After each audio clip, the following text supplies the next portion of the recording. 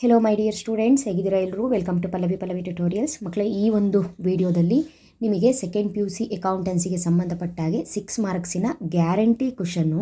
So ಸಾಕಷ್ಟು ಜನ ಈ ಒಂದು ಕ್ವಶನ್ನ ಅಟೆಂಡೇ ಮಾಡಲ್ಲ, ಕಷ್ಟ ಇರುತ್ತೆ ಅಂತ ಹೇಳ್ಕೊಂಡು.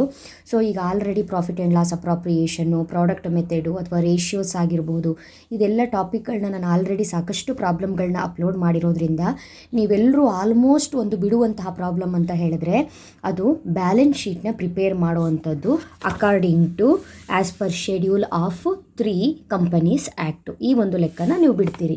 ಹಾಗಾಗಿ ಈ ಲೆಕ್ಕನ್ನು ಕೂಡ ನೀವು ಎಷ್ಟೇ ಅಕೌಂಟೆನ್ಸಿ ಕಷ್ಟ ಇರೋ ಮಕ್ಕಳಾದರೂ ಕೂಡ ಈ ಲೆಕ್ಕನ್ನು ಈಸಿಯಾಗಿ ಅಟೆಂಡ್ ಮಾಡಿ 6 ಮಾರ್ಕ್ಸ್ನ ತೊಗೊಳ್ಬೋದು. ಸೊ ಆ ರೀತಿಯಾಗಿ ಆ ಲೆಕ್ಕನ ನಾನು ನಿಮಗೆ ಹೇಳ್ಕೊಡ್ತಾ ಇದ್ದೀನಿ. ಆಲ್ರೆಡಿ ನಿಮಗೆ ಗೊತ್ತಿರೋ ಹಾಗೆ ನಿಮ್ಮ ಒಂದು ಸೆಕೆಂಡ್ PUC 2025-26 ಆ್ಯನ್ಯುವಲ್ ಎಕ್ಸಾಮಲ್ಲಿ ಗುಡ್ ಸ್ಕೋರ್ನ ಮಾಡಲಿ ಅಂತ ಹೇಳ್ಕೊಂಡು ಪ್ರತಿಯೊಂದು ಸಬ್ಜೆಕ್ಟ್ ರಿಲೇಟೆಡು 3 ಮಾಡೆಲ್ ಕ್ವಶನ್ ಪೇಪರ್ನ ರಿಲೀಸ್ ಮಾಡಿದಾರಲ್ವ, ಅದರಲ್ಲಿ ಒಂದೊಂದೇ ಪೇಪರ್ಗೆ ಆನ್ಸರ್ನ ಹೇಳ್ತಾ ಇದ್ದೀನಿ. ಆಲ್ರೆಡಿ 3 ಮಾಡೆಲ್ ಕ್ವಶನ್ ಪೇಪರ್ಗೆ ಅಪ್ ಟು 2 ಮಾರ್ಕ್ಸ್ವರೆಗೆ ಸೆಕ್ಷನ್ B ವರೆಗೆ ವಿತ್ ಆನ್ಸರ್ಸ್ನ ಅಪ್ಲೋಡ್ ಮಾಡಿದ್ದೀನಿ. ಆ ವಿಡಿಯೋನ ವಾಚ್ ಮಾಡಿಲ್ಲ ಅಂತ ಹೇಳಿದ್ರು ವಾಚ್ ಮಾಡಿ. ಇವಾಗ ನಾನು ಸದ್ಯಕ್ಕೆ ಮಾಡೆಲ್ ಕ್ವಶನ್ ಪೇಪರ್ 3ಯಲ್ಲಿ ಇರುವಂತಹ ಪ್ರಾಬ್ಲಮ್ಗಳಿಗೆ ಸೊಲ್ಯೂಷನ್ನ ಕೊಡ್ತಾ ಇದ್ದೀನಿ. ಈ ಹಿಂದಿನ ಪ್ರಾಬ್ಲಮಲ್ಲಿ ನಾನು ಕೊಟ್ಟಿರುವಂತಹ ಸೊಲ್ಯೂಷನ್ನು ಪಾರ್ಟ್ ಸಿಯಲ್ಲಿ ಕೇಳಿರುವಂತಹ ಗ್ಯಾರಂಟಿ ಆಫ್ ಪ್ರಾಫಿಟ್ ಬೇಸ್ ಮೇಲೆ ಪ್ರಾಫಿಟ್ ಆ್ಯಂಡ್ ಲಾಸ್ ಅಪ್ರಾಪ್ರಿಯೇಷನ್ ಅಕೌಂಟನ್ನು ಯಾವ ರೀತಿ ಪ್ರಿಪೇರ್ ಮಾಡಬೇಕು ಅನ್ನೋದನ್ನು ಹೇಳ್ಕೊಟ್ಟಿದ್ದೀನಿ. ಆ ವಿಡಿಯೋನ ವಾಚ್ ಮಾಡಿಲ್ಲ ಅಂತ ಹೇಳಿದ್ರೆ ವಾಚ್ ಮಾಡಿ. ಆಲ್ರೆಡಿ ನಿಮಗೆ ಸಾದಾ ಪ್ರಾಫಿಟ್ ಆ್ಯಂಡ್ ಲಾಸ್ ಅಪ್ರಾಪ್ರಿಯೇಷನ್ ಅಕೌಂಟನ್ನು ಯಾವ ರೀತಿ ಮಾಡಬೇಕು ಅನ್ನೋದಕ್ಕೆ ಸಾಕಷ್ಟು ವೀಡಿಯೋಸ್ಗಳು ಸಿಗುತ್ತೆ. ಆದರೆ ನೀವು ಕನ್ಫ್ಯೂಸ್ ಆಗೋದು ಎಲ್ಲಿ ಅಂತ ಹೇಳಿದ್ರೆ ಗ್ಯಾರಂಟಿ ಆಫ್ ಪ್ರಾಫಿಟ್ ಕೊಟ್ಟಾಗ ಯಾವ ರೀತಿ ಲೆಕ್ಕ ಮಾಡಬೇಕು ಅನ್ನೋದಕ್ಕೆ ನೀವು ಕನ್ಫ್ಯೂಸ್ ಆಗ್ತೀರಿ. ಹಾಗಾಗಿ ನೋಡಿ, ಮಾಡೆಲ್ ಪೇಪರ್ 3 2025-26 ಪಾರ್ಟ್ ಸಿಯಲ್ಲಿ ಕ್ವಶನ್ ನಂಬರ್ 22ಕ್ಕೆ ಗ್ಯಾರಂಟಿ ಆಫ್ ಪ್ರಾಫಿಟ್ ಯಾವ ರೀತಿ ಮಾಡಬೇಕು ಅಂತ ಹೇಳ್ಕೊಟ್ಟಿದ್ದೀನಿ. ಆ ವಿಡಿಯೋನ ವಾಚ್ ಮಾಡಿಲ್ಲ ಅಂತ ಹೇಳಿದ್ರೆ ವಾಚ್ ಮಾಡಿ ಮಕ್ಕಳೇ. ಈಸಿಯಾಗಿ 6 ಮಾರ್ಕ್ಸ್ ಬರುತ್ತೆ. ಬ್ಲೈಂಡ್ ಆಗಿ ಡೈರೆಕ್ಟಾಗಿ P&L ಕೇಳ್ಕೊಂಡು ಹೋಗ್ತಾರೆ. Net profit, interest on capital, interest on drawings, salary, commission ಬರೆದು ಮಾರ್ಕ್ಸ್ನ ತೊಗೊಳ್ಬಹುದು ಅಂತ ಹೇಳ್ಕೊಂಡು ಬ್ಲೈಂಡಾಗಿ ಅಂದ್ಕೊಂಡು ಹೋಗಬೇಡಿ. ಅದು ಕಲ್ತ್ಕೊಂಡಿರಬೇಕು, ಇದು ಕಲ್ತ್ಕೊಂಡಿರಬೇಕು, ಪ್ರಾಡಕ್ಟ್ ಮೆಥಡು ಕಲ್ತ್ಕೊಂಡಿರಬೇಕು. ಹಾಗಾಗಿ ಓಕೆನಾ, ಅಲ್ಲಿಗೆ ಒಂದು ಪ್ರಾಬ್ಲಮ್ಮು ನೀವು ಹೇಗಿದ್ರೂ ಕೂಡ ಅಟೆಂಡ್ ಮಾಡ್ತೀರಿ ಅಲ್ವಾ. ಸೊ ಇವಾಗ ನಾನು ಏನು ಮಾಡ್ತೀನಿ, ಸೆಕೆಂಡು ರೇಷಿಯೋ ಇದೆ, ಆಮೇಲೆ ಹೇಳ್ಕೊಡ್ತೀನಿ. ಅದಾದ ನಂತರ ಎಕ್ಸಿಕ್ಯೂಟರ್ಸ್ ಅಕೌಂಟ್ ಇದೆ, ಅದು ಕೂಡ ನೆಕ್ಸ್ಟ್ ಹೇಳ್ಕೊಡ್ತೀನಿ. ಬಟ್ ಇದೇ ಪೇಪರಲ್ಲಿ ನೀವು ಅಟೆಂಡ್ ಮಾಡದೇ ಇರುವಂಥ ಒಂದು ಪ್ರಾಬ್ಲಮ್ ಇದೆ. ಅದು ಯಾವುದು ಅಂತ ಹೇಳಿದ್ರೆ ಬ್ಯಾಲೆನ್ಸ್ ಶೀಟು. ಸಾಕಷ್ಟು ಮಕ್ಕಳು ಅಟೆಂಡ್ ಮಾಡ್ತೀರಿ, ಅದು ನೀವು ಕಲ್ತ್ಕೊಂಡಿರ್ತೀರಿ. ಯಾರಾದರೂ ಇಲ್ಲಪ್ಪ ಇದು ತುಂಬ ಕಷ್ಟ ಇದೆ, ಬ್ಯಾಲೆನ್ಸ್ ಶೀಟ್ ಆಗಿರಬಹುದು ಅಥವಾ ಪ್ರಾಫಿಟ್ ಆ್ಯಂಡ್ ಲಾಸ್ ಅಕೌಂಟನ್ನು ಪ್ರಿಪೇರ್ ಮಾಡೋದು ಶೆಡ್ಯೂಲ್ 3 ಕಂಪನೀಸ್ ಆ್ಯಕ್ಟ್ 2013 ಪ್ರಕಾರ ತುಂಬ ಕಷ್ಟ ಅಂತ ಯಾವ ಮಕ್ಕಳು ಅಂದ್ಕೊಂಡಿದ್ದೀರಿ ಅವರು ಈ ವಿಡಿಯೋನ ಎಂಡ್ವರೆಗೂ ವಾಚ್ ಮಾಡಿ. ಈ ಲೆಕ್ಕ ನಿಮಗೆ ಬಂದೇ ಬರುತ್ತೆ. ಓಕೆನಾ. ಫಸ್ಟ್ ಆಫ್ ಆಲು ನೀವು ಕಂಪ್ಯಾರಿಟಿವ್ ಸ್ಟೇಟ್ಮೆಂಟ್ನ ಕಲ್ತ್ಕೊಂಡಿದ್ದೀರಾ ಮಕ್ಕಳೇ. ಕಂಪ್ಯಾರಿಟಿವ್ ಸ್ಟೇಟ್ಮೆಂಟ್ನ ಕಲೀಲೇಬೇಕು. ಯಾಕಂತ ಹೇಳಿದ್ರೆ 12 ಮಾರ್ಕ್ಸಿಗೆ ಇಂಪಾರ್ಟೆಂಟ್ ಟಾಪಿಕ್ ಅದು. ಅದನ್ನು ಕಲ್ತ್ರೆ ಈ ಪ್ರಾಬ್ಲಮ್ ಬಂದಾಗೆ. ಯಾಕೆ ನೀವು ಇದನ್ನು ತಗೊಳ್ತಿಲ್ಲ ಅನ್ನೋದು ನಂಗೆ ಗೊತ್ತಾಗ್ತಾ ಇಲ್ಲ. ಒಂದ್ಸಲ ಕಲೀರಿ ನೀವು. ಇವಾಗ ನೋಡಿ, ನಾನು ಸಿಂಪಲ್ಲಾಗಿ ನಿಮಗೆ ಹೇಳ್ತೀನಿ. ಕಂಪ್ಯಾರಿಟಿವ್ ಸ್ಟೇಟ್ಮೆಂಟ್ ಮಾಡಬೇಕಾದ್ರೆ ನಾವು 2 ಹೆಡ್ಡಿಂಗ್ ತೊಗೊಳ್ತೀವಿ, ಕರೆಕ್ಟಾ? 2 ಹೆಡ್ಡಿಂಗು. ಫಸ್ಟ್ ಹೆಡ್ಡಿಂಗು ನಾನು ಇಲ್ಲಿ ಫುಲ್ ಬರೆಯಲ್ಲ, ಶಾರ್ಟಾಗಿ ಬರಿತೀನಿ. ಈಕ್ವಿಟಿ ಆ್ಯಂಡ್ ಲಯಬಿಲಿಟೀಸ್ ಅಂತ ತೊಗೊಳ್ತೀವಿ, ಕರೆಕ್ಟಾ? ಈಕ್ವಿಟಿ ಆ್ಯಂಡ್ ಲಯಬಿಲಿಟೀಸಲ್ಲಿ A, B, C ಅಂತ 3 ಪಾರ್ಟ್ ಬರುತ್ತೆ, ಕರೆಕ್ಟಾ? ಈಕ್ವಿಟಿ ಆ್ಯಂಡ್ ಲಯಬಿಲಿಟೀಸು ಅದರಲ್ಲಿ 3 ಪಾರ್ಟ್ ಬರುತ್ತೆ. 2ನೇ ಪಾರ್ಟು ಅಸೆಟ್ಟು. ಇಷ್ಟೇ ತಾನೇ ನೀವು ತೊಗೊಳ್ಳೋದು. ಇಷ್ಟು ಗೊತ್ತಿದ್ರೆ ಆಗೋಯ್ತು. ಈಕ್ವಿಟಿ ಆ್ಯಂಡ್ ಲಯಬಿಲಿಟೀಸಲ್ಲಿ 3 ಯಾವ ತೊಗೊಳ್ತೀರಿ ಅಂತ ಹೇಳಿದ್ರೆ, ಒಂದು ಶೇರ್ ಹೋಲ್ಡರ್ ಫಂಡನ್ನು ತೊಗೊಳ್ತೀರಿ, ಕರೆಕ್ಟಾ? ಶೇರ್ ಹೋಲ್ಡರ್ ಫಂಡಲ್ಲಿ ಏನೇನು ಬರುತ್ತೆ? ಶೇರ್ ಕ್ಯಾಪಿಟಲ್ ಬರುತ್ತೆ, ರಿಸರ್ವ್ಸ್ ಆ್ಯಂಡ್ ಸರ್ಪ್ಲಸ್ ಬರುತ್ತೆ, ಅಷ್ಟೇ. ಅದನ್ನು ನೀವು ಜಸ್ಟ್ ಟಾಪಿಕ್ ನೆನ್ಪಿಟ್ಕೊಂಡ್ರೆ ಆಯ್ತು. ಯಾಕಂದರೆ ಕ್ವಶನಲ್ಲಿ ಅದು ಇರುತ್ತೆ, ಶೇರ್ ಕ್ಯಾಪಿಟಲು ಇರುತ್ತೆ, ರಿಸರ್ವ್ಸ್ ಆ್ಯಂಡ್ ಸರ್ಪ್ಲಸ್ಸು ಇರುತ್ತೆ. ಟಾಪಿಕ್ ನೆನ್ಪಿಟ್ಕೊಳ್ಳಿ. ಈಕ್ವಿಟಿ ಆ್ಯಂಡ್ ಲಯಬಿಲಿಟೀಸ್ ಅನ್ನೋದೊಂದು ಹೆಡ್ಡಿಂಗು. ಇದರಲ್ಲಿ 3 ಪಾರ್ಟ್ ಬರುತ್ತೆ, ABC ಅಂತ ಹೇಳ್ಕೊಂಡು. ಒಂದು ಶೇರ್ ಹೋಲ್ಡರ್ ಫಂಡು, ಇದರಲ್ಲಿ ನಿಮಗೆ ಬರೋದು ಶೇರ್ ಕ್ಯಾಪಿಟಲ್ಲು ಮತ್ತು ರಿಸರ್ವ್ಸ್ ಆ್ಯಂಡ್ ಸರ್ಪ್ಲಸ್ಸು ಲೆಕ್ಕದಲ್ಲೇ ಕೊಟ್ಟಿರ್ತಾರೆ. 2ನೇ ಹೆಡ್ಡಿಂಗು ನಾನ್ ಕರೆಂಟ್ ಲಯಬಿಲಿಟಿ ಅಂತ ಕರಿತೀವಿ, ನೆನ್ಪಿಟ್ಕೊಳ್ಳಿ. ನಾನ್ ಕರೆಂಟ್ ಲಯಬಿಲಿಟಿ ಅಂತ ಹೇಳಿದ್ರೆ long term liability, long term. ಯಾಕೆ ಈ ವರ್ಡ್ ನೆನಪಿರಬೇಕು ಅಂತ ಹೇಳಿದ್ರೆ, ಈಗ ಕ್ರೆಡಿಟಾರ್ಸ್ ಅಂತ ಬರ್ತಾರೆ. ಕ್ರೆಡಿಟಾರ್ಸಿಗೆ 1 ವರ್ಷದೊಳಗೆ ನೀವು ರಿಟರ್ನ್ ಕೊಡೋಕ್ಕಾಗಲ್ಲ, ಅಥವಾ 6 ತಿಂಗಳಿಗೆ ರಿಟರ್ನ್ ಕೊಡೋಕ್ಕಾಗಲ್ಲ. ಹಾಗಾಗಿ ಲಾಂಗ್ ಟರ್ಮಲ್ಲಿ ನೀವೇನಾದರೂ ಸಾಲ ಮಾಡಿದರೆ, ಲಯಬಿಲಿಟಿ ನಿಮಗಿದ್ದರೆ ಅದನ್ನು ನಾವು ನಾನ್ ಕರೆಂಟ್ ಲಯಬಿಲಿಟಿ ಅಂತ ಕರಿತೀವಿ. 3ನೇದು ಕರೆಂಟ್ ಲಯಬಿಲಿಟಿ. ಕರೆಂಟ್ ಲಯಬಿಲಿಟಿ ಅಂತ ಹೇಳಿದ್ರೆ ಮಾಮೂಲಿ ಬಿಲ್ಸ್ ಪೇಯಬಲ್ ಬರುತ್ತೆ, ಟ್ರೇಡ್ ಪೇಯಬಲ್ ಬರುತ್ತೆ, ಈ ರೀತಿ ಬರುತ್ತಲ್ಲ ಚಿಕ್ಕ ಪುಟ್ಟ, ಅದು ಬರುತ್ತೆ. ನೆಕ್ಸ್ಟು ಅಸೆಟ್ಟಿಗೆ ಬಂದರೆ ಏನು? ಒಂದು fixed asset, land, building, machinery ಈ ಥರ ಬರುತ್ತೆ. ಇನ್ನೊಂದು current asset, cash cash in hand, cash at bank, bills receivable, trade receivable, ಈ ರೀತಿ ಬರುತ್ತೆ. ಇಷ್ಟೇ. ನೀವು ಇಲ್ಲಿ ತಿಳ್ಕೊಳ್ಬೇಕಾಗಿರೋದೇನು, ಈ ಹೆಡ್ಡಿಂಗ್ಗಳನ್ನ ಮಾತ್ರ ಕರೆಕ್ಟಾಗಿ ತಿಳ್ಕೊಳ್ಳಿ. ಇಲ್ಲಿ ನೀವು ಕಲ್ತಿದ್ದೆ ಆದರೆ ಕಂಪ್ಯಾರಿಟಿವ್ ಸ್ಟೇಟ್ಮೆಂಟು ಆರಾಮಾಗಿ ಮಾಡ್ಬೋದು. ಒಂದು ಟಾಪಿಕ್ ಕಲ್ತ್ಕೊಂಡ್ರೆ 2 ಪ್ರಾಬ್ಲಮ್ ಅಟೆಂಡ್ ಮಾಡ್ಬೋದು. ಅದು 12 ಮಾರ್ಕ್ಸ್ಗೆ, 6 ಮಾರ್ಕ್ಸಿಗೆ. ಸೊ ಎಂಡ್ವರೆಗೂ ಕರೆಕ್ಟಾಗಿ ವಾಚ್ ಮಾಡಿ. ನಿಮ್ಮ ಫ್ರೆಂಡ್ಸ್ಗಳಿಗೆ ನೀವು ಕೊನೆಯವರೆಗೂ ವೀಡಿಯೋನ ನೋಡಿ. ನಿಮಗೆ ಲೆಕ್ಕ ಅರ್ಥ ಆಯಿತು ಅಂದರೆ ನಿಮ್ಮ ಫ್ರೆಂಡ್ಸಿಗೂ ಕೂಡ ಶೇರ್ ಮಾಡಿ. ಲೆಕ್ಕ ಅರ್ಥ ಆಯಿತು ಅಂತ ಹೇಳಿದ್ರೆ ಚಾನಲ್ಗೆ ಸಬ್ಸ್ಕ್ರೈಬ್ ಆಗಿ ಆಲ್ ಬಟನ್ನ ಕ್ಲಿಕ್ ಮಾಡ್ಕೊಳ್ಳಿ. ಇದೇ ರೀತಿ ಅಕೌಂಟೆನ್ಸಿ ಲೆಕ್ಕಗಳನ್ನ ಹೇಳ್ಕೊಟ್ಟಿರುವಂಥ ವೀಡಿಯೋಸ್ಗಳು ಬಂದ ತಕ್ಷಣ ನಿಮಗೆ ನೋಟಿಫಿಕೇಷನ್ ಬರುತ್ತೆ. ಹಾಗಾದರೆ ನಾನಿವಾಗ ಏನು ಹೇಳಿದೆ, ಕಂಪ್ಯಾರಿಟಿವ್ ಸ್ಟೇಟ್ಮೆಂಟ್ ಆಗಿರ್ಬೋದು ಅಥವಾ 6 ಮಾರ್ಕ್ಸಿಗೆ ಕೇಳ್ತಾರಲ್ಲ, ಇಲ್ಲೇನಿದೆ ನೋಡಿ, ಕರೆಕ್ಟಾಗಿ ಕ್ವಶನ್ ನೋಡ್ಕೊಳ್ಳಿ. ಪ್ರಿಪೇರ್ ಬ್ಯಾಲೆನ್ಸ್ ಶೀಟನ್ನು ಪ್ರಿಪೇರ್ ಮಾಡಿ. ಕಾಣಿಸ್ತಾ ಇದೆ ನಿಮಗೆ? ಬ್ಯಾಲೆನ್ಸ್ ಶೀಟನ್ನು ಪ್ರಿಪೇರ್ ಮಾಡಿ. ಇಲ್ಲಿ ಕಂಪನಿ ಹೆಸರು ಕೊಟ್ಟಿರ್ತಾರೆ, ಯಾವುದಾದ್ರೂ ಕಂಪನಿ ಹೆಸರು ಕೊಟ್ಟಿರ್ತಾರೆ, ಶೆಡ್ಯೂಲ್ ಅಂತ ಕೊಟ್ಟಿರ್ತಾರೆ. ಇದೇ ನಿಮಗೆ ಲೆಕ್ಕನ ಕಂಡು ಹಿಡಿಯೋದಕ್ಕೆ ಮೇಯ್ನ್ ಆಗಿರೋದು. As per schedule 3 companies act 2013 ಅಂತ. ಈಗ ನಿಮಗೆ ಇಲ್ಲೊಂದು ಕ್ಲಿಯರ್ ಮಾಡಿಬಿಡ್ತೀನಿ. ಇಲ್ಲಿ ಬ್ಯಾಲೆನ್ಸ್ ಶೀಟ್ ಅಂತ ಕೇಳಿದ್ದಾರೆ. ಬ್ಯಾಲೆನ್ಸ್ ಶೀಟೇ ಕೇಳ್ತಾರ ಮೇಡಮ್ ಅಂತ ಹೇಳಿದ್ರೆ ಬ್ಯಾಲೆನ್ಸ್ ಶೀಟ್ ಆದರೂ ಕೇಳಬಹುದು, P&L ಆದರೂ ಕೇಳಬಹುದು. ಬ್ಯಾಲೆನ್ಸ್ ಶೀಟ್ ಆದರೂ ಕೇಳ್ಬೋದು, P&L ಆದರೂ ಕೇಳ್ಬೋದು. ಇದನ್ನು ಹೇಳ್ಕೊಟ್ರ ಮೇಲೆ ಅದನ್ನು ಈಸಿಯಾಗಿ ಹೇಳ್ಕೊಡ್ತೀನಿ. ಸೊ ಈಗ ಸದ್ಯಕ್ಕೆ ಬ್ಯಾಲೆನ್ಸ್ ಶೀಟ್ ನೋಡೋಣ. ಇಲ್ಲಿ ಲೆಕ್ಕದಲ್ಲಿ ಏನೇನು ಕೊಟ್ಟಿದ್ದಾರೆ ಅನ್ನೋದನ್ನು ಒಂದು ಸಲ ನೋಡ್ಕೊಳ್ಳಿ. ಸೊ ಇವಾಗ as per schedule 3 companies act ಅಂತ ಹೇಳಿದ್ರೆ ಲೆಕ್ಕ ಏನು ಅನ್ನೋದು ಅರ್ಥ ಆಯಿತಾ 6 ಮಾರ್ಕ್ಸಿಗೆ? ಈಗ ನೋಡಿ, ಇಲ್ಲಿ ನೋಡಿ, ಶೇರ್ ಕ್ಯಾಪಿಟಲ್ ಕೊಟ್ಟಿದ್ದಾರೆ ಮಕ್ಕಳೇ. ಶೇರ್ ಕ್ಯಾಪಿಟಲ್ ಕೊಟ್ಟಿದ್ದಾರೆ ಅಂದರೆ ನಿಮಗೆ ಗೊತ್ತಾಗೋಯ್ತು. ನೀವು ಲೆಕ್ಕದಲ್ಲಿ 2 ಹೆಡ್ಡಿಂಗ್, ಫಸ್ಟ್ ಹೆಡ್ಡಿಂಗ್ ಏನು ತೊಗೊಳ್ತೀರಿ? ಈಕ್ವಿಟಿ ಆ್ಯಂಡ್ ಲಯಬಿಲಿಟೀಸ್ ಅಲ್ವಾ? ಅದರಲ್ಲಿ ಎ ಬರುತ್ತೆ. ಏನು? ಶೇರ್ ಹೋಲ್ಡರ್ಸ್ ಫಂಡು, ಅದರಲ್ಲೇ ಬರೋದು ಶೇರ್ ಕ್ಯಾಪಿಟಲು. ರಿಸರ್ವ್ಸ್ ಆ್ಯಂಡ್ ಸರ್ಪ್ಲಸ್ಸು ಕೂಡ ಅದರಲ್ಲೇ ಬರುತ್ತೆ. ನೆಕ್ಸ್ಟು ಕ್ರೆಡಿಟಾರ್ಸ್ ಇದೆ. ಕ್ರೆಡಿಟಾರ್ಸ್ ಯಾವುದ್ರಲ್ಲಿ ಬರುತ್ತೆ? ನಾನ್ ಕರೆಂಟ್ ಲಯಬಿಲಿಟಿಯಲ್ಲಿ ಬರುತ್ತೆ, ಲಾಂಗ್ ಇರೋದು. ಲಾಂಗ್ ಟರ್ಮ್ ಬಾರೋಯಿಂಗ್ಸ್ ಎಲ್ಲಿ ಬರುತ್ತೆ? ಲಾಂಗ್ ಟರ್ಮ್ ಅಂತ ಅವರೇ ಕೊಟ್ಟಿದ್ದಾರೆ, ಹಾಗಾಗಿ ನಾನ್ ಕರೆಂಟ್ ಲಯಬಿಲಿಟಿಯಲ್ಲೇ ಬರುತ್ತೆ. ಲಾಂಗ್, ನಾನ್ ಕರೆಂಟ್ ಅಂತ ಹೇಳಿದ್ರೆ ಲಾಂಗ್, ಕರೆಂಟ್ ಅಂತ ಹೇಳಿದ್ರೆ ಶಾರ್ಟ್ ಟೈಮ್. ಓಕೆನಾ? ನೆಕ್ಸ್ಟ್ ಬಿಲ್ಸ್ ಪೇಯಬಲ್ ಅಂತ ಕೊಟ್ಟಿದ್ದಾರೆ. ಇದು ಕರೆಂಟ್ ಲಯಬಿಲಿಟಿ. ಕರೆಂಟ್ ಲಯಬಿಲಿಟಿ ಅಂದರೆ ಶಾರ್ಟ್ ಲಯಬಿಲಿಟಿ. ಅಲ್ಲಿಗೆ ಇದು ಮುಗಿದೋಯ್ತು ನೋಡಿ, ಲಯಬಿಲಿಟಿ ಪ್ಯಾಟ್ರನ್ ಎಲ್ಲ ಮುಗಿದೋಯ್ತು. ಇವಾಗ ನಿಮಗೆ, ನೀವು ತುಂಬ ಡಲ್ಲಿದ್ದೀರಿ, ನನಗೆ ಆ ಹೆಡ್ಡಿಂಗ್ ಎಲ್ಲ ಹಾಕಕ್ಕೆ ಬರೋದೇ ಇಲ್ಲ ಮೇಡಮ್, ನನಗೆ ಒಟ್ಟಿನಲ್ಲಿ ಒಂದು 6 ಮಾರ್ಕ್ಸಿಗೆ ಒಂದು 4 ಆದರೂ ಸಿಗಬೇಕು ಅಂತ ಹೇಳಿದ್ರೆ ಕೊನೆ ಪಕ್ಷ ಅವ್ರು ಕೊಟ್ಟಿರೋ ಲೆಕ್ಕದಲ್ಲಿ ಲಯಬಿಲಿಟಿ ಯಾವುದು, ಅಸೆಟ್ ಯಾವುದು ಅಂತನಾದರೂ ಕಂಡುಹಿಡೀರಿ. Share capital liability, reserves and surplus ಲಯಬಿಲಿಟಿಯಲ್ಲೇ ಬರುತ್ತೆ, creditors liability, long term liability, bills payable liability. So ಇದಿಷ್ಟು ಒಂದು ಕಡೆ ಬರುತ್ತೆ, ಒಂದು ಹೆಡ್ಡಿಂಗಲ್ಲಿ ಬರುತ್ತೆ. ಟೋಟಲ್ ಮಾಡಬೇಕು. ಅಸೆಟ್ ಎಲ್ಲ ಒಂದು ಕಡೆ ಬರುತ್ತೆ. ಫಿಕ್ಸ್ಡ್ ಅಸೆಟ್ ಇದೆ, ಕ್ಯಾಶ್ ಇನ್ ಹ್ಯಾಂಡ್ ಇದೆ, ಕ್ಯಾಶ್ ಎಟ್ ಬ್ಯಾಂಕ್ ಇದೆ, ಅದರ್ ನಾನ್ ಕರೆಂಟ್ ಇದೆ, ಇದೆಲ್ಲ ಒಂದು ಕಡೆ. ಸೊ ಲಯಬಿಲಿಟಿ ಎಲ್ಲ ಒಂದು ಕಡೆ ಬರೀರಿ, ಟೋಟಲ್ ಮಾಡಿ ಬರೀರಿ. ಅಸೆಟ್ ಎಲ್ಲ ಒಂದು ಕಡೆ ಬರೀರಿ, ಟೋಟಲ್ ಮಾಡಿ ಬರೀರಿ. ಒಂದೇ ರೀತಿ ಬರುತ್ತೆ. ಬಟ್ ನಾವು ಬಿಡಿಸಿ ಬರೆಯೋಕ್ಕೆ ಕಲ್ತ್ಕೊಂಡ್ರೆ 12 ಮಾರ್ಕ್ಸು ಕಂಪ್ಯಾರಿಟಿವ್ ಹೆಲ್ಪ್ ಆಗುತ್ತೆ ಅಂತ ಹೇಳಿದ್ನಲ್ಲ, ಒಂಚೂರು ಪ್ರಯತ್ನ ಪಡಿ. ಓಕೆನಾ? ನೋಡಿ, ಇಲ್ಲಿ share capital, reserves and surplus ಬಂತಾ? ಇದೆಲ್ಲಿ ಹೋಯಿತು? ಶೇರ್ ಹೋಲ್ಡರ್ ಫಂಡಿಗೆ ಹೋಯಿತು. ಕ್ರೆಡಿಟಾರ್ಸು ಮತ್ತು ಲಾಂಗ್ ಟರ್ಮು ನಾನ್ ಕರೆಂಟ್ ಲಯಬಿಲಿಟಿ ಹೋಯಿತು. ಬಿಲ್ಸ್ ಪೇಯಬಲ್ ಎಲ್ಲಿ ಹೋಯಿತು? ಕರೆಂಟ್ ಲಯಬಿಲಿಟಿ ಹೋಯಿತು. ಅಲ್ಲಿಗೆ ನೋಡಿ, ಈ 3 ಹೆಡ್ಡಿಂಗಲ್ಲಿ ಇದಕ್ಕೆ 2 ಬಂತು, ಇದಕ್ಕೆ 2 ಪಾಯಿಂಟ್ ಬಂತು, ಇಲ್ಲಿಗೆ 1 ಪಾಯಿಂಟ್ ಬಂತು. ನೆಕ್ಸ್ಟು ಅಸೆಟಲ್ಲಿ ಏನೇನು ಬರುತ್ತೆ? ಒಂದು ಫಿಕ್ಸ್ಡ್ ಅಸೆಟ್ಟು, ಕರೆಂಟ್ ಅಸೆಟ್ಟು ಬರುತ್ತೆ.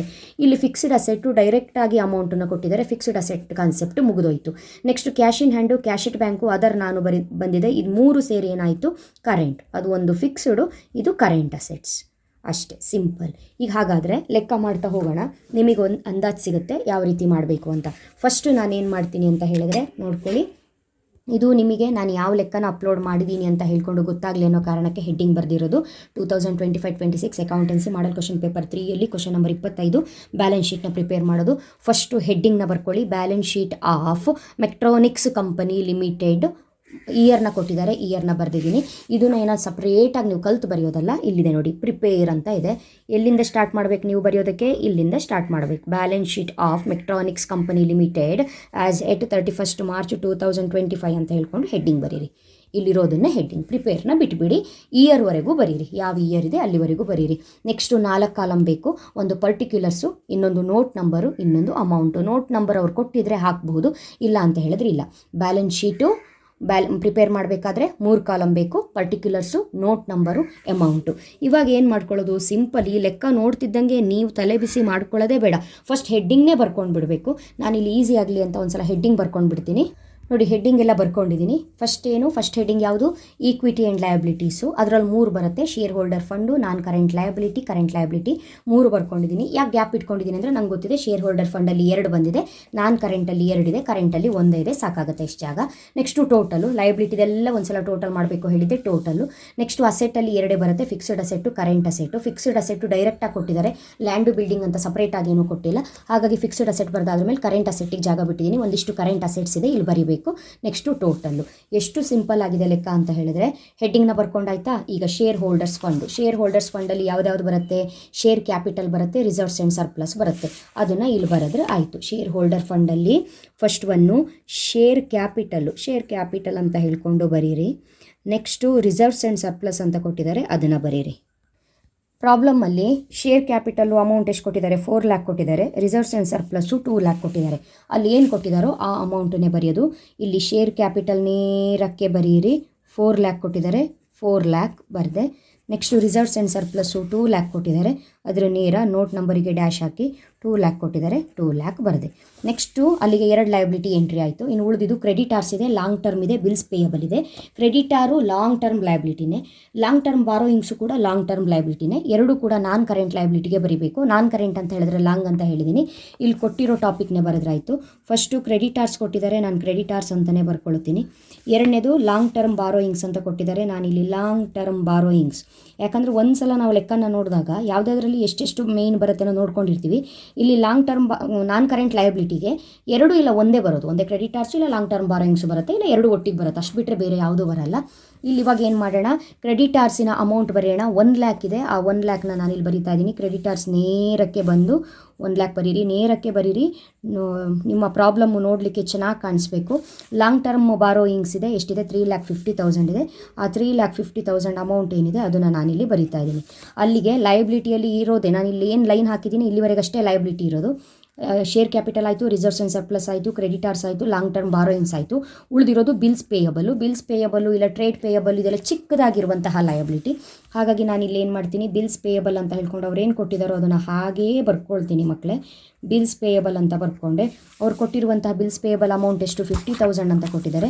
ಸೊ ನೋಟಿಗೆ ಡ್ಯಾಶ್ ಹಾಕಿ 50,000 ಅಮೌಂಟ್ ಏನಿದೆ ಆ 50,000ನ ಬರೀರಿ. ಇಲ್ಲಿಗೆ ಲಯಬಿಲಿಟಿ ಎಲ್ಲ ಎಂಟ್ರಿ ಮಾಡಿದ್ದಾಯಿತು. ಎಂಟ್ರಿ ಮಾಡಿರೋ ಅಮೌಂಟನ್ನು ಕ್ಯಾಲ್ಕುಲೇಟ್ರಲ್ಲಿ ಟೋಟಲ್ ಮಾಡಿ ಬರೀರಿ. ಎಷ್ಟಾಗುತ್ತೆ? ಇಲ್ಲಿ ಎಲ್ಲ ಲ್ಯಾಕ್ಸಲ್ಲಿದೆ. 4 2 6 ಲ್ಯಾಕ್ ಆಯಿತು, 7 ಲ್ಯಾಕ್ ಆಯಿತು, 7 350 ಅಂತ ಹೇಳಿದ್ರೆ 10,50,000 ಆಯಿತು.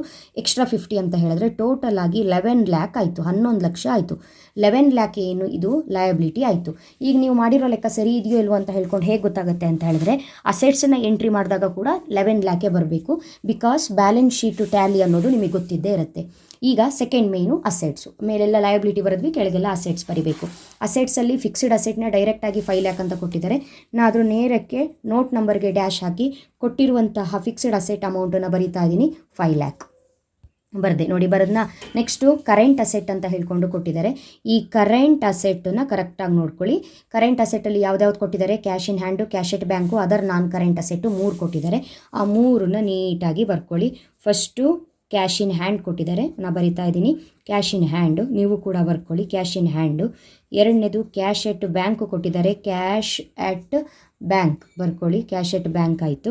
Next C other non current ಅಂತ ಕೊಟ್ಟಿದ್ದಾರೆ, ಅದರ್ ನಾನ್ ಕರೆಂಟ್ ಅಸೆಟ್. ಅವ್ರು ಕೊಟ್ಟಿರೋದನ್ನು ಹಾಗೆ ಬರ್ಕೊಂಡಾದಮೇಲೆ 3ದು ಅಮೌಂಟ್ ಎಷ್ಟಿದೆ ಅನ್ನೋದನ್ನು ಎಂಟ್ರಿ ಮಾಡಿದ್ರಾಯಿತು. ನೋಡಿ ಇಲ್ಲಿ ಕ್ಯಾಶ್ ಇನ್ ಹ್ಯಾಂಡ್ ಎಷ್ಟಿದೆ? 2 ಲ್ಯಾಕ್ ಇದೆ. ನಾನಿಲ್ಲಿ ಕ್ಯಾಶ್ ಇನ್ ಹ್ಯಾಂಡ್ ನೇರಕ್ಕೆ 2 ಲ್ಯಾಕ್ ಬರಿತೀನಿ. ನೆಕ್ಸ್ಟು ಕ್ಯಾಶ್ ಎಟ್ ಬ್ಯಾಂಕ್ ಎಷ್ಟಿದೆ ಅಂತ ಹೇಳಿದ್ರೆ 1 ಲ್ಯಾಕ್ ಕೊಟ್ಟಿದ್ದಾರೆ ಪ್ರಾಬ್ಲಮಲ್ಲಿ. ಕ್ಯಾಶ್ ಎಟ್ ಬ್ಯಾಂಕ್ ನೇರಕ್ಕೆ ನೋಟ್ ನಂಬರ್ಗೆ ಡ್ಯಾಶ್ ಹಾಕಿ 1 ಲ್ಯಾಕ್ ಏನಿದೆ ಆ 1 ಲ್ಯಾಕನ್ನು ಬರದೆ. Next other non current asset ಅವ್ರು ಕೊಟ್ಟಿರುವಂಥದ್ದು 3 ಲ್ಯಾಕ್ ಇದೆ ಅಮೌಂಟು, ಇಲ್ಲಿ 3 ಲ್ಯಾಕ್ ಇದೆ. ಸೊ ಅದನ್ನು ನೋಟಿಗೆ ಡ್ಯಾಶ್ ಹಾಕಿ ಆ 3 ಲ್ಯಾಕ್ ಏನಿದೆ ಅದನ್ನು ಹಾಗೆ ಬರೀತೀನಿ. ಕರೆಕ್ಟಾ? ಈಗ ಇಲ್ಲಿ 11 ಲ್ಯಾಕು ಲಯಬಿಲಿಟಿ ಟೋಟಲ್ ಆಗಿದೆ. ಅಸೆಟ್ಸ್ ಎಲ್ಲ ನೀವು ಕೌಂಟ್ ಮಾಡ್ತಾ ಬನ್ನಿ. ಇಲ್ಲಿ 5 ಇದೆ, ಇಲ್ಲಿ 2 ಇದೆ, 5 2 7 ಆಯಿತು. 7 + 3 10 ಆಯಿತು, 10 + 1 11 ಆಯಿತು. ಇಲ್ಲೂ ಕೂಡ 11 ಲ್ಯಾಕೇ ಆಯಿತು. ಸೊ ಅಸೆಟ್ಟು ಮತ್ತು ಲಯಬಿಲಿಟಿ ಏನಾಯಿತು? ಟ್ಯಾಲಿ ಆಯಿತು. ಇಲ್ಲಿ ಟ್ಯಾಲಿ ಆಗೋಯ್ತಲ್ಲ ನೋಡಿ, ಇಷ್ಟೇ ಲೆಕ್ಕ ಮುಗೀತು. ಲೆಕ್ಕ ಮುಗಿದೋಯ್ತು ಇಷ್ಟೇ, ಏನು ಅಡ್ಜಸ್ಟ್ಮೆಂಟ್ ಇಲ್ಲ ಏನಿಲ್ಲ, ಇಷ್ಟೇ ಲೆಕ್ಕ ಮುಗಿದೋಯ್ತು. 6 ಮಾರ್ಕ್ಸ್ ಬಂತು. ಇಷ್ಟು ಬಂತು ನೋಡಿ. ಕರೆಕ್ಟಾ? ತುಂಬ ಈಸಿ ಲೆಕ್ಕ. ಈ ಲೆಕ್ಕನ ಯಾವುದೇ ಕಾರಣಕ್ಕೂ ಸ್ಕಿಪ್ ಮಾಡಿ ಬರಬೇಡಿ, ತುಂಬಾ ಈಸಿಯಾಗಿರೋದು. ಇದನ್ನು ಕೂಡ ಬಿಟ್ಟರೆ ನಿಮಗೆ ಸ್ಕೋರಿಂಗಿಗೆ ಪ್ರಾಬ್ಲಮ್ಮೇ ಆಗುತ್ತೆ ಅಂತ ಹೇಳ್ಬೋದು. ನೆಕ್ಸ್ಟು ಇವಾಗ ನಿಮಗೆ ಮಾಡಲ್ ಪೇಪರ್ 1 ಏನಿದೆ ನೋಡಿ, ಮಾಡಲ್ ಪೇಪರ್ 1 ಇದರಲ್ಲೂ ಕೂಡ ನಿಮಗೆ ಪ್ರಾಬ್ಲಮ್ನ ಕೊಟ್ಟಿರ್ತಾರೆ. As per schedule 3 companies act ಏನಿದೆ ಅದ್ರ ಪ್ರಕಾರ ಲೆಕ್ಕನ್ನು ಕೊಟ್ಟಿರ್ತಾರೆ. ಎಷ್ಟನೇ ಲೆಕ್ಕ ಅಂತ ಹೇಳಿದೆ ನಾನು, 25th ಪ್ರಾಬ್ಲಮ್ ಅಲ್ವಾ, 25th ಪ್ರಾಬ್ಲಮ್ಮೇ ಇರುತ್ತೆ ಎಲ್ಲ ಕಡೆಯೂ. ಇಲ್ಲೂ ಕೂಡ ನೋಡಿ ಕೊಟ್ಟಿದ್ದಾರೆ. From the following information prepare statement of profit or loss ಅಂತ ಕೇಳಿದ್ದಾರೆ. ಇದು ಕೂಡ ಸೇಮ್, ಇಲ್ಲಿ ಏನಿದೆಯೋ ಹಾಗೆ ಇದನ್ನು ಕೂಡ ಹೇಳ್ಕೊಡ್ತೀನಿ. ಎಕ್ಸ್ಟ್ರಾ ಟ್ಯಾಕ್ಸಿಂದ ಒಂದು ಅಡ್ಜಸ್ಟ್ಮೆಂಟ್ ಇದೆ, ಅದು ವೆರಿ ಈಸಿ. ನೀವೇನಿಲ್ಲ, ಎಕ್ಸ್ಪೆನ್ಸಸ್ ಫಸ್ಟ್ ಇನ್ಕಮ್ ಬರ್ಕೊಳ್ಳೋದು, ಟೋಟಲ್ ಮಾಡೋದು, ಎಕ್ಸ್ಪೆನ್ಸ್ ಬರ್ಕೊಳ್ಳೋದು, ಟೋಟಲ್ ಮಾಡೋದು, ಇನ್ಕಮ್ ಟೋಟಲಲ್ಲಿ ಎಕ್ಸ್ಪೆನ್ಸ್ ಟೋಟಲ್ನ ಕಳೆಯೋದು, ಅದಕ್ಕೆ ಟ್ಯಾಕ್ಸನ್ನು ಲೆಸ್ ಮಾಡೋದು, ಬಂದಿರೋ ಆನ್ಸರೇ ಪ್ರಾಫಿಟ್ ಆಫ್ಟರ್ ಟ್ಯಾಕ್ಸ್ ಅಂತ ಬರೆಯೋದಷ್ಟೇ. ಹಾಗಾಗಿ ಅದು ಕೂಡ ನೆಕ್ಸ್ಟ್ ವೀಡಿಯೋದಲ್ಲಿ ಈಸಿಯಾಗಿ ಹೇಳ್ಕೊಡ್ತೀನಿ. ಯಾವುದೇ ಕಾರಣಕ್ಕೂ ನೀವು ಬಿಟ್ಟು ಬರೋದು ಬೇಡ. ಈ ಲೆಕ್ಕನ ಕಲ್ತ್ಕೊಂಡ್ರೆ ಕಂಪ್ಯಾರಿಟಿವ್ನ ಈಸಿಯಾಗಿ ಬರಿಬೋದು ಅಂತ ಹೇಳಿದ್ದೆ. ನಿಮಗೇನಾದರೂ 12 ಮಾರ್ಕ್ಸಿಗೆ ಕಂಪ್ಯಾರಿಟಿವ್ ಬ್ಯಾಲೆನ್ಸ್ ಶೀಟ್ ಕೇಳಿದ್ರೆ ನಾನಿವಾಗ ಪ್ರಾಬ್ಲಮಲ್ಲಿ ಏನು ಬರೆದಿದ್ದೀನಲ್ಲ ಅದೇ ಮೆಥಡೇ ಬರ್ಕೊಂಡು ಹೋಗಬೇಕು. ಫಸ್ಟ್ ಬರೆದಿಟ್ಕೊಂಡ್ರೆ ಏನು ಪ್ರಾಬ್ಲಮ್ ಇಲ್ಲ. ಎಲ್ಲೆಲ್ಲಿ ಎಷ್ಟೆಷ್ಟು ಬರುತ್ತೆ ಅನ್ನೋದೊಂದು ಚೂರು ಗಮನ ಹರಿಸ್ಕೊಳ್ಳಿ. ಇದೇ ಥರ ಹೆಡ್ಡಿಂಗ್ನ ಬರೆದಿಟ್ಕೊಂಡ್ರೂ ಪ್ರಾಬ್ಲಮ್ ಇಲ್ಲ. ಸೊ ಅಲ್ಲಿಗೆ ಈ ಲೆಕ್ಕನೂ ಮಾಡ್ತೀರಿ, ಸ್ಟೇಟ್ಮೆಂಟು ಮಾಡ್ತೀರಿ, ಕಂಪ್ಯಾರಿಟಿವು ಮಾಡ್ತೀರಿ ಅಂತ ಭಾವಿಸಿದ್ದೀನಿ. ಇವಾಗ ನಾ ಹೇಳಿರೋ ಹೆಡ್ಡಿಂಗ್ನೇ ತೊಗೊಂಡು ನೀವು ಕಂಪ್ಯಾರಿಟಿವ್ ಮಾಡಿದ್ರು ಕೂಡ ಈಸಿ.